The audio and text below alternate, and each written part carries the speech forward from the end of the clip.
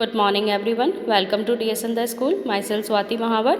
I teach SST subject. Today we start with the subject political science. We start with the new chapter. The name of the chapter is What is Democracy? Why Democracy? Come to page number 23. What is democracy? In chapter 1 we read many stories from different part of the world.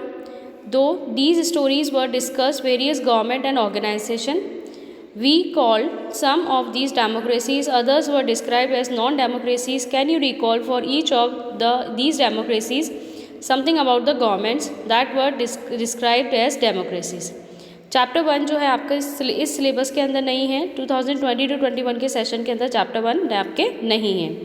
अभी जो आपका recent जो syllabus है वो chapter number 2 से start हो रहा है, तो चैप्टर नंबर 1 से रिलेटेड जो भी डेटा है वो हम नहीं पढ़ेंगे। चैप्टर नंबर 1 के अंदर सिर्फ यही बता रखा था कि डेमोक्रेटिक गवर्नमेंट कहाँ कहाँ थी और कहाँ पर नहीं थी।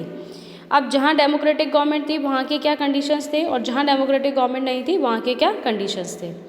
सो leave this topic, we start with the topic why define democracy. Before we proceed further, let us first take note of an objection by Mary. She does not like this way of defining democracy and wants to ask some basic question.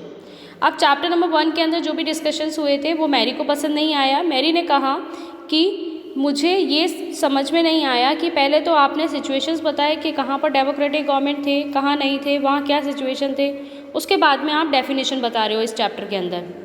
So we read the conversation.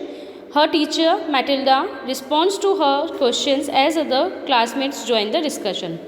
Mary बोलती है, ma'am, I don't like this idea. First we spent one whole chapter discussing democracies in different parts of the world and then we want to find out the meaning of democracy.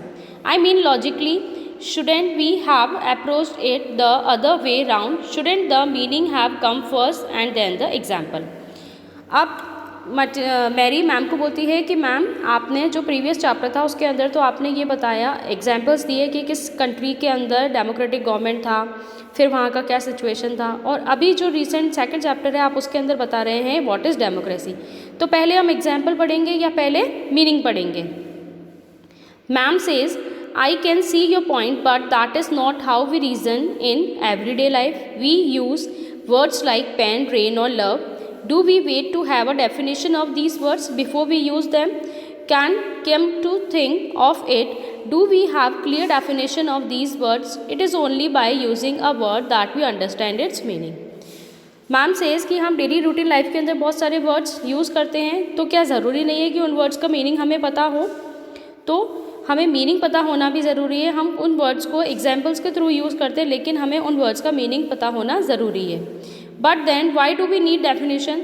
Then Mary says कि अगर meaning हमें पता है, हमें use पता है कि कौन सा वर्ड कहाँ यूज़ करना है, तो फिर उसकी डेफिनेशन का क्या मतलब है? Ma'am says we need a definition only when we come across a difficulty in the use of a word. We need a definition of rain only when we wish to distinguish it from, say, drizzle or cloudburst. The same is true for democracy. We need a clear definition only because people use it for different purposes, because very different kind of governments call themselves democracy. Ma'am says that हमें पता है कि वो word क्या है, rain, कहाँ use हो सकता है ये भी हमें पता है, लेकिन उसको कैसे, कब, कहाँ, कैसे यूज़ करना है ये पता करने के लिए हमें डेफिनेशन पढ़ना बहुत ज़रूरी है। जैसे बारिश, ऊपर आसमान से जो पानी गिरता है वो क्या कहलाती है? बारिश कहलाती है।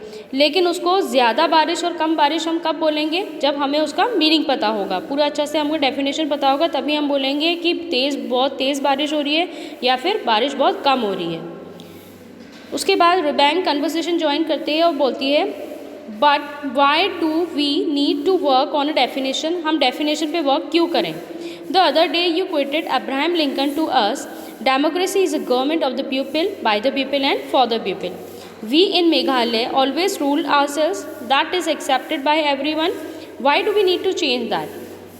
Ribank says कि आपने लास्ट क्लास के अंदर कहा था कि अब्राहम लिंकन ने एक कोटा दिया है जिसका नाम क्या है? Democracy is for the government of the people and bye the people. कि डेमोक्रेसी गवर्नमेंट जो होती है वो लोगों द्वारा बनाई जाती है, लोगों के लिए बनाई जाती है और लोगों के लिए ही काम करती है और लोगों में से ही बनाई जाती है। We in Meghalaya always rule ourselves, अब मेघालय के अंदर हम लोग खुद अपना रूल खुद ही करते हैं और ये सबको एक्सेप्टेबल है, तो फिर हम डेमोक्रेटिक गवर्नमेंट को क्यों समझें। I am not saying we need to change it. I too find this definition very beautiful, but we don't know if this is the best way of defining unless we think about it ourselves. We must not accept something just because it is famous, just because everyone accepts it. ऐसा नहीं है कि कोई भी चीज़ हम accept कर लें, किसी भी वर्ड का मीनिंग हम कुछ भी एक्सेप्ट कर लें कि कुछ लोगों ने कह दिया कि इसका मीनिंग ये है तो हम उस चीज़ को एक्सेप्ट कर लें, या कुछ लोग कहते हैं कि ये सही है, या कुछ चीज़ें, कुछ नाम, कुछ थिंग्स फेमस हो जाते हैं कि हाँ भाई इसका नाम ये है, ये इस चीज़ के लिए फेमस है, तो क्या हम ऐसा मान सकते हैं। Ma'am, can I suggest something? We don't need to look for any definition. I read somewhere that the word democracy comes from a Greek word demokratia. In Greek, demos means pupil and kratia means rule. So democracy is ruled by the pupil. This is the correct meaning. Where is the need to debate? यूलैंडा बोलती हैं कि अगर हम definition को accept ही ना करें, definition को माने ही ना, जैसे हम मानते हैं कि ग्रीक वर्ड के अंदर डेमोक्रेसी का एक वर्ड है, ग्रीक वर्ड डेमोक्रेटिया, जिसके अंदर डेमो का मतलब क्या होता है, means people, and kratia means rule, लोगों के द्वारा जो रूल होता है वो क्या कहलाता है, डेमोक्रेटिक कहलाता है। तो अगर हम इतनी सी चीज़ मान लेते हैं तो हमें इतने बड़े डिबेट करने की ज़रूरत ही नहीं है। Ma'am says that is also a very helpful way of thinking about this matter. I would just say that this does not always work. A word does not remain tied to its origin. Just think of computers. Originally, they were used for computing, that is to say, calculating very difficult mathematical sums. These were very powerful calculators, but nowadays, very few people use computers for computing sums. They use it for writing, for designing, for listening to make music, and for watching films. Words remain the same, but their meaning can change with time. In that case, it is not very useful to look at the origins of a word. Ma'am says that ऐसा नहीं है कि जो चीज़ जिस चीज़ के लिए famous हो गई हम उसको उसी चीज़ का यूज़ मान लें कि वो उस काम के लिए ही यूज़फुल है. ऐसा नहीं है कि किसी भी एक थिंग का, किसी भी एक चीज़ का कोई वन यूज़ हो, मल्टीपल यूजेस भी हो सकते हैं. जैसे कि कंप्यूटर का उन्होंने एग्जांपल दिया है कि कंप्यूटर जो बनाया गया था तो सिर्फ किस लिए बनाया गया था, for the calculation purpose only. But today for calculation computer is in a small amount use, बहुत कम अमाउंट में कैलकुलेशन के लिए कंप्यूटर को यूज़ किया जाता है. ज़्यादातर कंप्यूटर के जो मल्टीपल यूजेस हैं उसके लिए हम उसको काम में लेते हैं, जैसे म्यूज़िक सुनना, मूवीज़ देखना, सिंगिंग सॉन्ग, राइटिंग, डिज़ाइनिंग, ये सारी चीज़ों के लिए हम कंप्यूटर को काम में लेते हैं. Mary, ma'am, so basically what you are saying is that there is no shortcut to our thinking about the matter ourselves. We have to think about its meaning and involve a definition. Mary says कि क्या ज़रूरी है कि वो word का origin पता होना हमें ज़रूरी है कि वर्ड का ओरिजिन कहाँ से वो स्टार्ट हुआ है. सिर्फ उसका मीनिंग जान लेने से क्या हमारे लिए इनफ नहीं है, हमारा नॉलेज इनफ नहीं है. You got me right, let us go on with it now. Ma'am बोले अब जाके तुम्हें समझ में आया कि आई एम राइट, तो आपको इसी वर्ड का मीनिंग और उसका यूज़ बहुत अच्छे से पता होना, उसका ओरिजिन वगैरह सारी चीज़ें अच्छे से पता होना ज़रूरी है. Now a simple definition. Let us get back to our discussion of similarities and differences among government that are called democracies. कुछ डिफरेंसेस होते हैं गवर्नमेंट्स के अंदर, कुछ सिमिलरिटीज़ होती है जिसके अकॉर्डिंग हम गवर्नमेंट को कैरेक्टराइज करते हैं डेमोक्रेसीज़ के अंदर. In the previous chapter, we identify one simple factor common to all democracies. The government is chosen by the people. We could thus start with a simple definition. Simple definition in democracy का, democracy is a form of government. ये उस तरह की government होती है in which the rulers are elected by the people. जिस government के अंदर रूलर को, जो लोगों के ऊपर रूल करता है, वो लोगों के द्वारा ही चुना जाता है, तो वो गवर्नमेंट क्या कहलाती है, democratic government. This is a useful starting point. This definition allow us to separate democracy from forms of government that are clearly not democratic. तो यही एक यूज़फुल तरीका है जिससे हम पता कर सकते हैं कि कौन सी गवर्नमेंट डेमोक्रेटिक है, कौन सी नॉन डेमोक्रेटिक है. The army rulers of Myanmar are not elected by the people. जो आर्मी रूलर्स है म्यांमार के, उनको लोगों ने इलेक्ट नहीं किया था, लेकिन फिर भी वो रूलर्स बन गए थे. Those who happen to be in control of the army become the rulers of the country. अब लोगों का कंट्रोल जिसके हाथ में था, जिन आर्मी के हाथ में था, वो आर्मी क्या बन गई थी, रूलर्स बन गए थे। ऐसा तो नहीं था कि वहाँ के लोगों ने उनको चूज़ किया हो। People have no say in this decision, dictators like Pinochet are not elected by the people. अब जो डिक्टेटर्स थे, जैसे पिनोचेट था, it is a name of a person, तो उसको लोगों ने इलेक्ट नहीं किया था। This also applies to monarchy. वो कौन सी गवर्नमेंट थी, monarchy.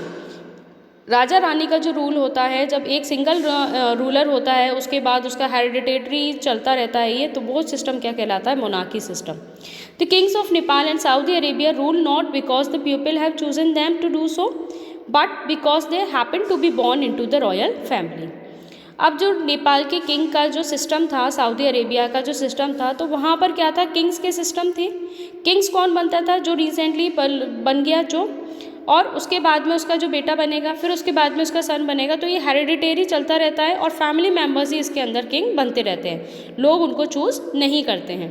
This simple definition is not adequate, it reminds us that democracy is people's rule. Democracy मतलब लोगों का रूल। हम रूलर बनाते हैं, हमारे लिए रूलर चूज़ किया जाता है, लेकिन वो रूलर रूल किसके अकॉर्डिंग करेगा, पीपल के अकॉर्डिंग।